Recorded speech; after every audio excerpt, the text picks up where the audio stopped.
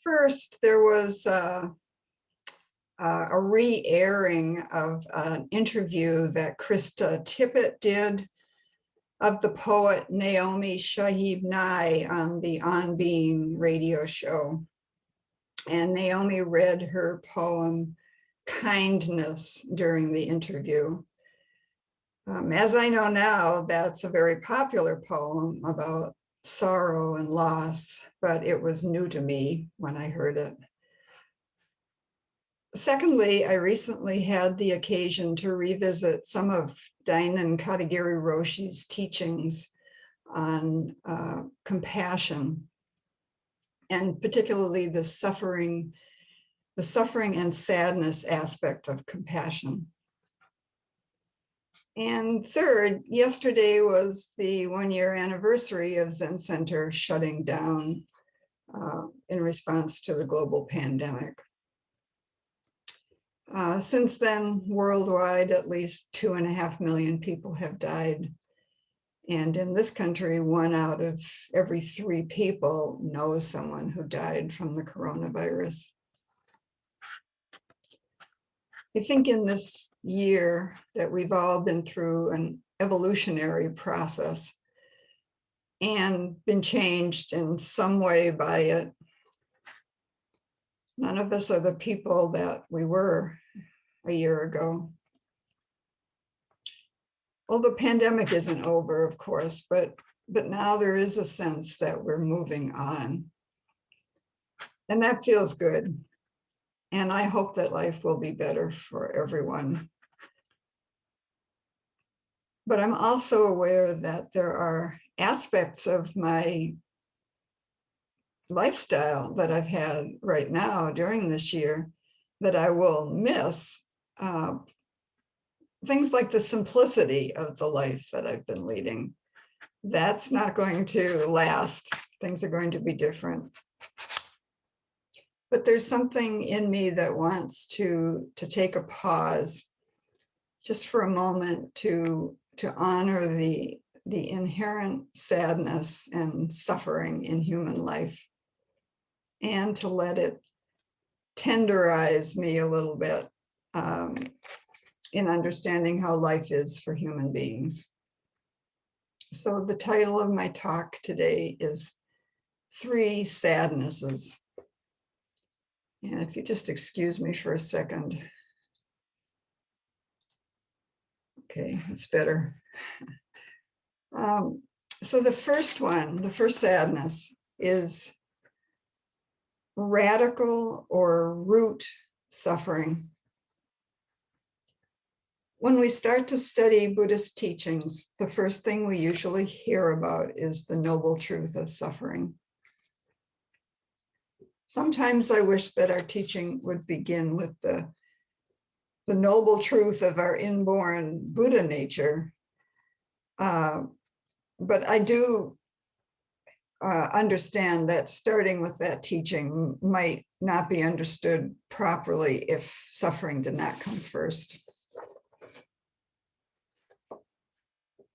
So in our suffering, there is physical suffering, mental suffering, and a third form of suffering, the fundamental, existential, or radical suffering, radical based on the word root, that exists deep in human life.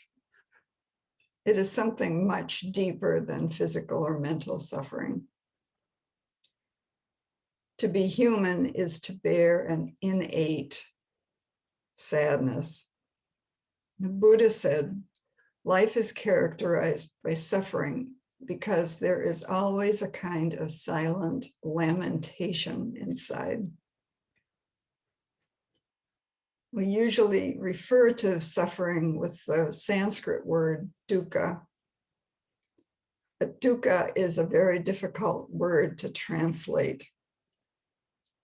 Katagiri Roshi rarely used the word dukkha. Of the 2 books that I edited, the word dukkha appears in only one place in The Light That Shines Through Infinity, where he speaks of it in terms of ignorance. he said, "Eternal life is vast and deep. In the eye of a Buddha, that vastness is very clear. And life is very simple. Just go ahead in the realm of emptiness." But when vastness appears in the realm of human intellect, it becomes blurred. Ignorance means that you are standing in the middle of a world so vast and deep that your intellect cannot grasp it. When your intellect cannot grasp the vastness of life, you become confused and carried away by your ignorance. In Buddhist terms, this is called dukkha, or suffering. Katagiri emphasized the need for us to pay attention to this radical suffering. He spoke about it in terms of a deep vibration, a disconsolate flavor that's always present in human life. He said that that vibration is based on the Buddha's teaching of impermanence, which explains life as a series of unique moments in which we exist for a brief moment of time. A moment begins when the unity and formlessness at the ground of being subtly begins to move toward expressing itself as difference. Form appears following a 12-fold chain of dependent origination. Ignorance is the first link on that chain. It represents a subtle movement or vibration that is called avidya, or ignorance in Sanskrit. In the second link, samskara, which are the formative forces of karma, accept that subtle energy and fashion it into the third link, which is vijnana. Vijnana is human consciousness. It comes from the root of vi, meaning to divide, and jna, meaning to know or observe. So its function is both awareness and cognizance, to notice or observe.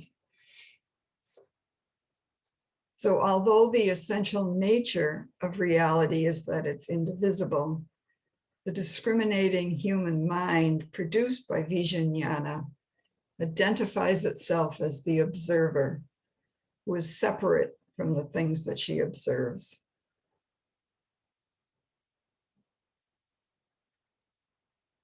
After that, the rest of the links form beings that exist for a moment and then dissolve back into the original ground of being.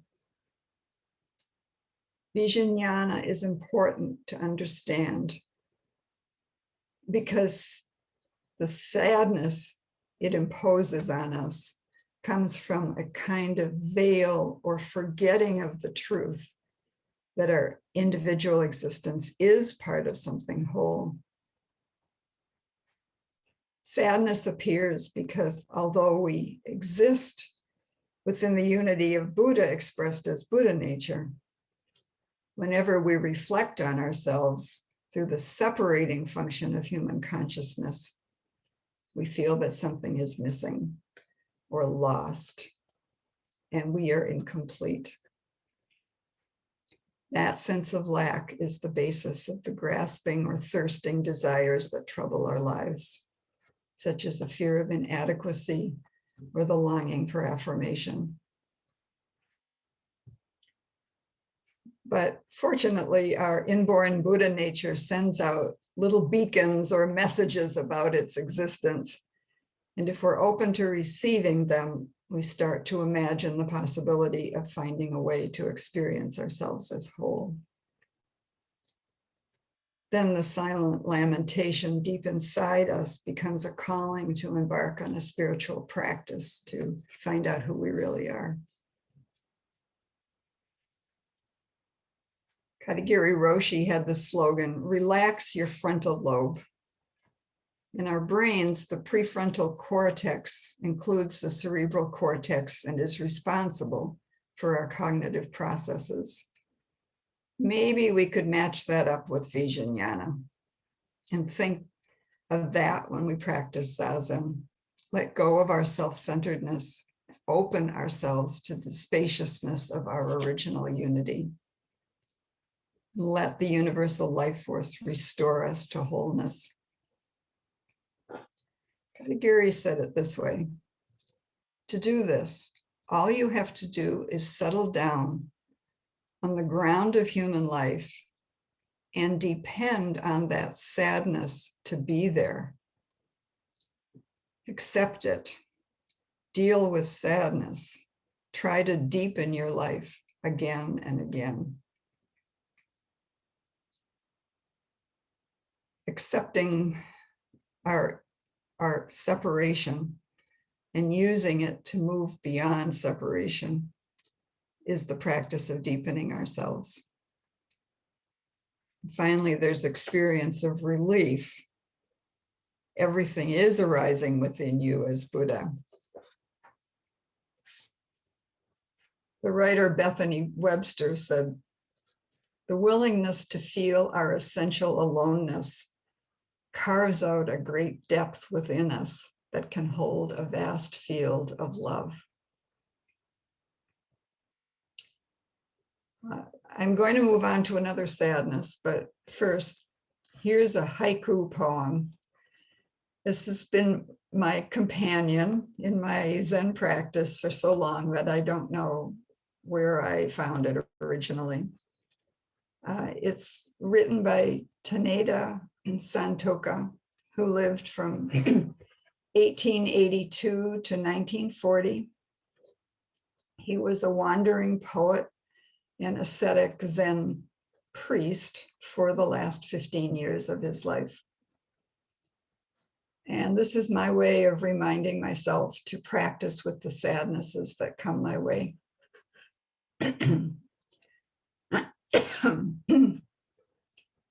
This is the stone drenched with rain that marks the way. This is the stone drenched with rain that marks the way.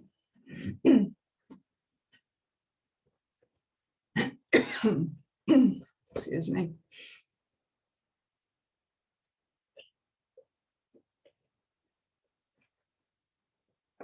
The next sadness is the suffering of compassion.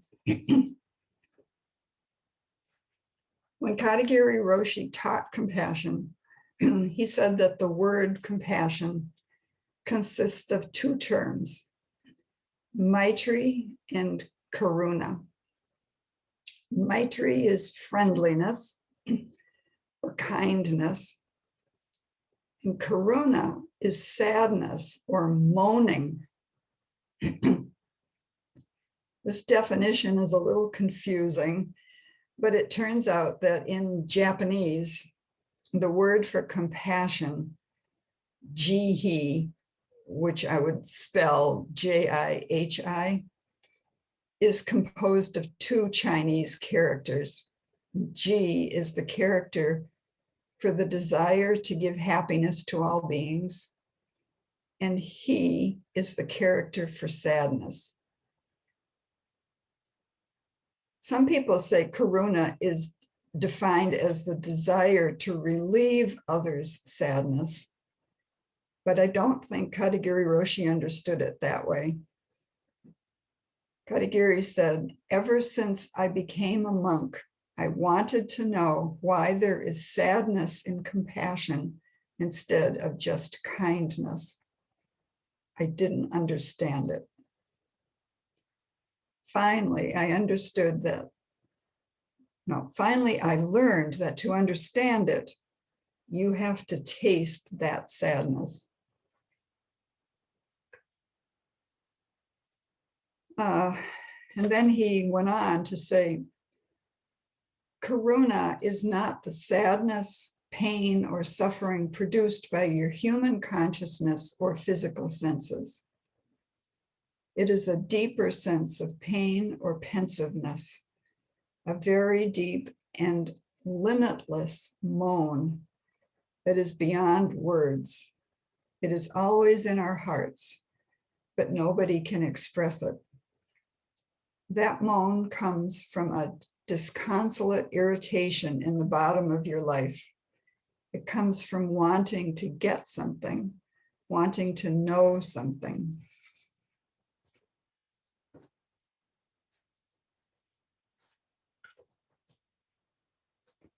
The deep moan is present in everyone's life, a deep and limitless moan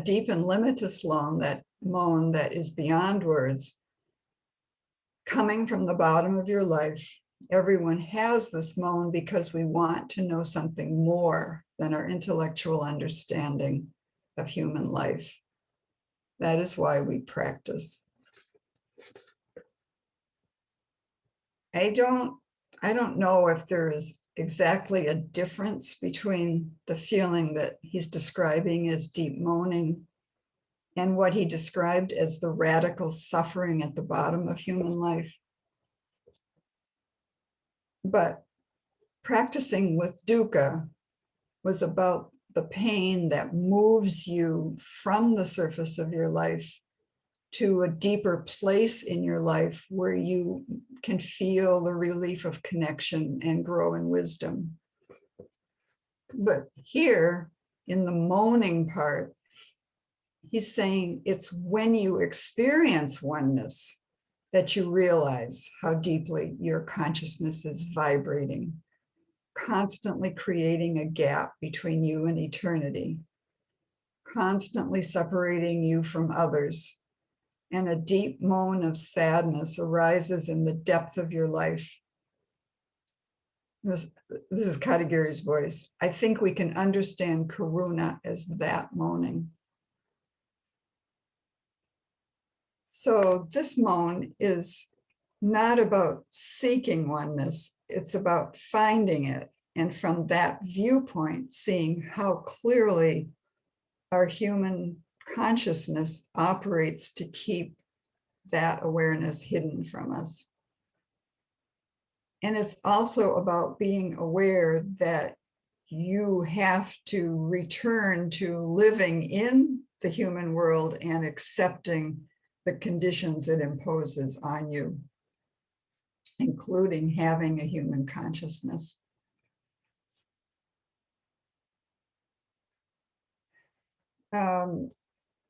So we cannot ignore or escape. Those are the conditions that we actually have to face. But as a way of human life, we can create better, more wholesome conditions from moment to moment based on expressing our wisdom or our understanding in a kind way. And back to Katagiri, he says, if you know the deep moaning of your own life and pay attention to others' lives, someday you recognize that the deep moan is present in everyone's life, and your cry turns into great compassion. Then, very naturally, you can share your life with others in a kind way. Even though you cannot explain it, understanding the deep moan in your own life spreads into others' lives and gives them relief.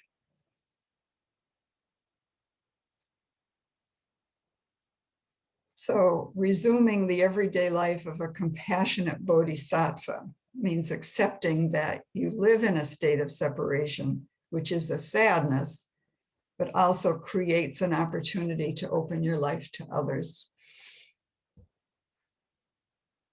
Opening to others can relieve their suffering, but it also relieves your own suffering at the same time. You save each other because you are no longer completely separated. For a moment, you feel that your life and another's life are one interconnected life, and there is a feeling of love.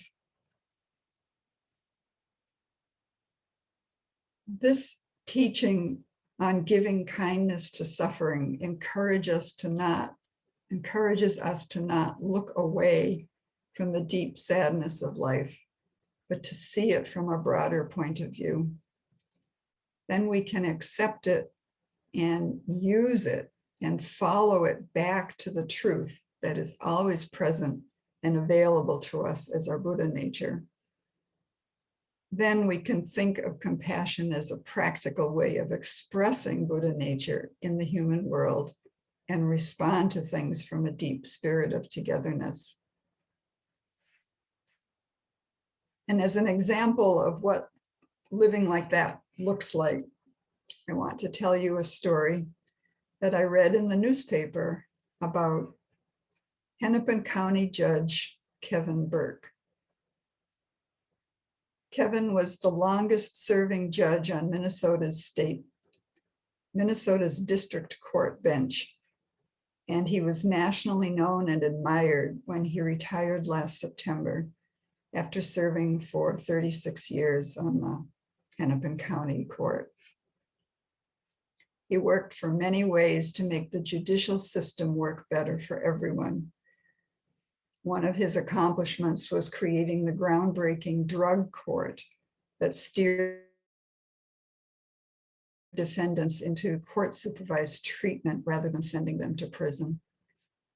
I read a newspaper article about him when he retired, which said that a hallmark of his career was his commitment to kindness and openness with everyone, from colleagues and defendants to the media. And in that article, his law clerk told a story as an example of the compassion and empathy that he consistently extended to other people. There was a poor young Black defendant that showed up for a felony jury trial in the orange jumpsuit that is required jail attire. Burke then ordered that the defendant be provided with street clothes. But on the day of the trial, the defendant was brought into court wearing his new clothes, but with the telltale bright orange jail-issued flip-flops. No one had provided him with shoes. Without a request from anyone and without fanfare, Burke stepped off the bench, removed his own loafers, and handed them to the defendant. It was unacceptable to him to have the jury get any indication that the defendant was spending his nights in jail. I really love that story, and I think that we were really lucky to have that man as a judge for so long. Sharon Salzberg says that compassion allows us to use our own pain and the pain of others as a vehicle for connection. This is a delicate and profound path.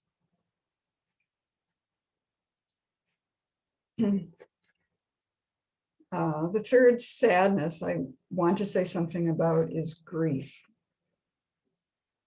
Grief is a huge topic, and I am really not going to try to say so much about it today. But I recently saw this question posted somewhere.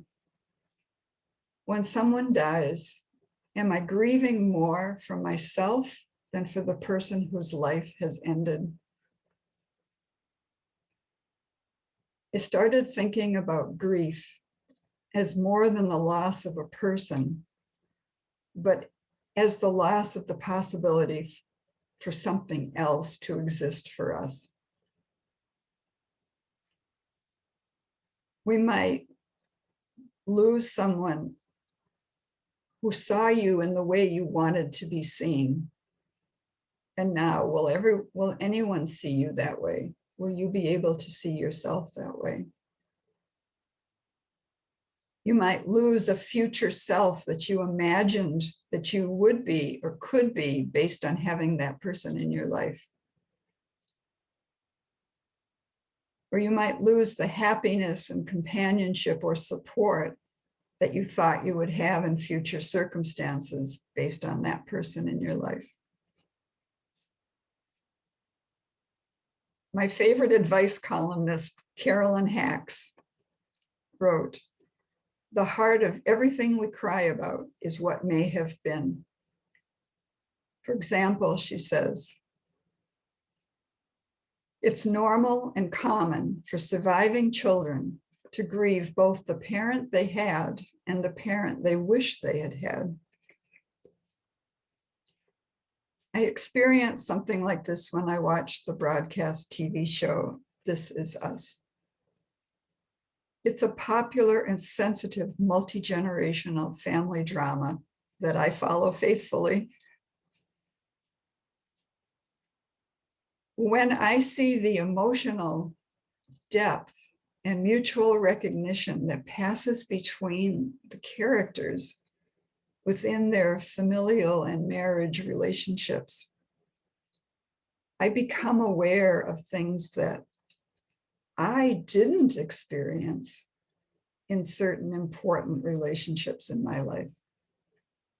Things that I had somehow expected to be there and perhaps should have been there, but weren't. And it feels like I'm experiencing a loss right then, and I start crying. It seems that I'm grieving for something I might have had, and now I never will. But at the same time, I'm aware that I have a subtle feeling of tenderness that opens up within that sadness and expands my feeling of being alive in a deeper, more authentic way right at that time. And I appreciate having the capacity for that. There are other griefs that are not about the loss of a person, such as the loss of a life you can imagine having, but you never will because of where or how you were born, such as your gender or your race or the body you were born with. Or there's the loss of the ability to believe in something or depend on something or someone that you should be able to believe or trust. In other words, the grief of betrayal. A wail of grief and went up around the world when George Floyd was killed at the hands of police. And right now, we in Minneapolis and concerned people around the world are following the trial of Derek Chauvin. We're reliving that grief.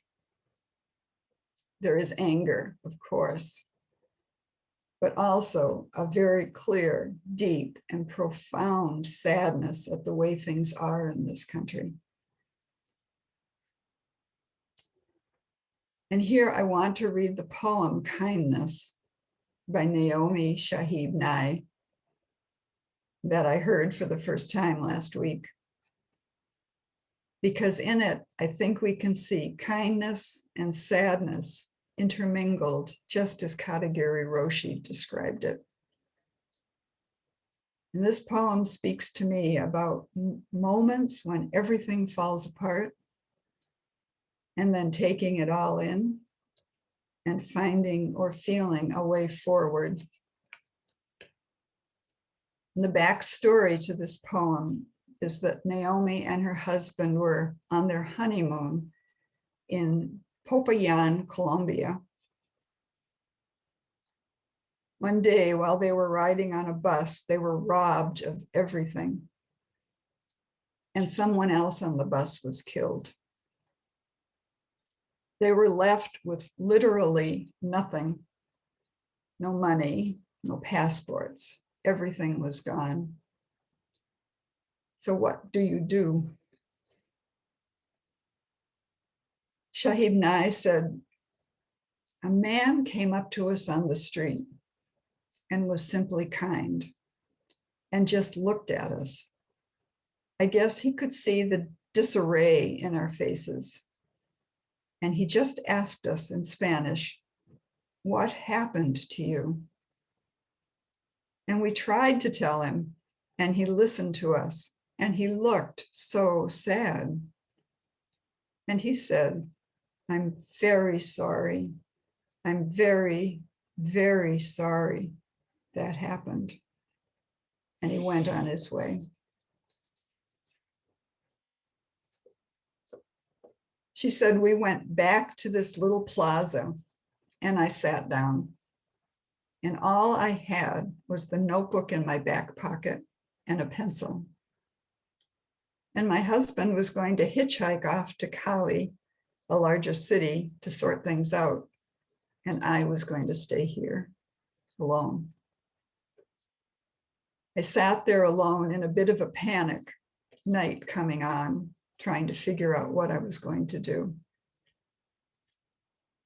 Then this female voice came across the plaza and spoke this poem to me. Spoke it, and I wrote it down. I was just the scribe. Of course, she's not talking about a real voice. She's talking about something that's coming from beyond. So the poem is called Kindness. It's a little bit long. Before you know what kindness really is, you must lose things. Feel the future dissolve in a moment, like salt in a weakened broth. What you held in your hand, what you counted and carefully saved, all this must go so you know how desolate the landscape can be. Between the regions of kindness, how you ride and ride, thinking the bus will never stop. The passengers eating maize and chicken will stare out the window forever. Before you learn the tender gravity of kindness, you must travel where the Indian in a white poncho lies dead by the side of the road. You must see how this could be you, how he too was someone who journeyed through the night with plans and the simple breath that kept him alive. Oh, this makes me want to cry.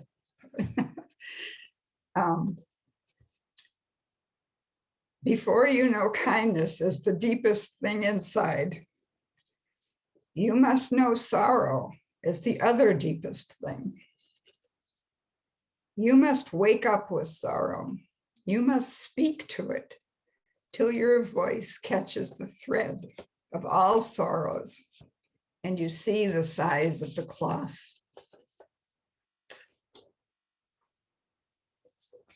Excuse me.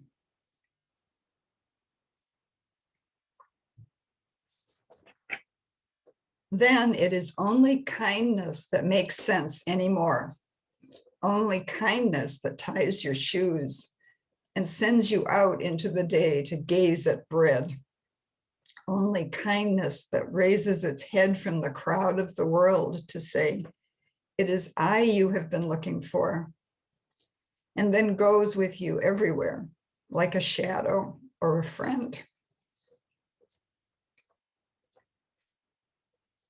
Well, the poet doesn't say what happened next. I really wish I knew. She doesn't say how she carried on from there, but she did say that just writing it down changed it. She says, writing things down, whatever you're writing down, even if you're writing something hard or sad, usually you feel better after you do it. Somehow you're given a sense of, okay, this mood, this sorrow I'm feeling, this trouble I'm in, I've given it a shape. So I can stand back, I can look at it, I can think about it a little differently. I can think, what do I do now?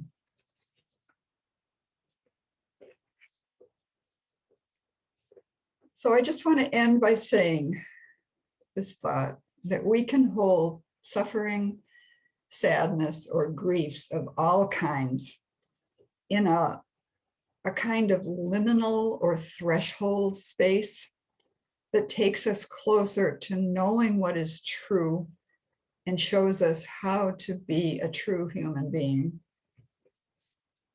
I think we can honor that truth and leave space around it for the spiritual alchemy that allows a more deeper, more mature appreciation and understanding of life to grow into that space within us.